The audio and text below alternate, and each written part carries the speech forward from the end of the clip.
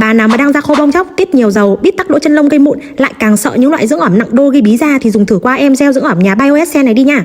Vì trong em này chứa các thành phần lành tính chuyên làm dịu và phục hồi da nhạy cảm như B5, niacinamide, HA nano, giúp hỗ trợ cấp nước dưỡng ẩm chuyên sâu cho da, cải thiện hàng rào bảo vệ tự nhiên của da và cân bằng dầu ẩm. Chất của em này là gel chứ không phải kem nên rất nhanh thấm, thế nên dùng được cả ban ngày và ban đêm luôn, không sợ bị lên mụn đâu. Tôi dùng cỡ 1 tuần thấy da căng bóng khỏe mạnh hơn hẳn. Trước đi ra ngoài đường về hay bị lên mụn lặt vặt, giờ cũng đỡ hẳn luôn, chắc nhờ công thức chống bụi bẩn ấy. Mấy bà mà da mụn nhạy cảm cứ thử dùng em dưỡng ẩm này đi, đảm bảo không làm mấy bà thất vọng đâu.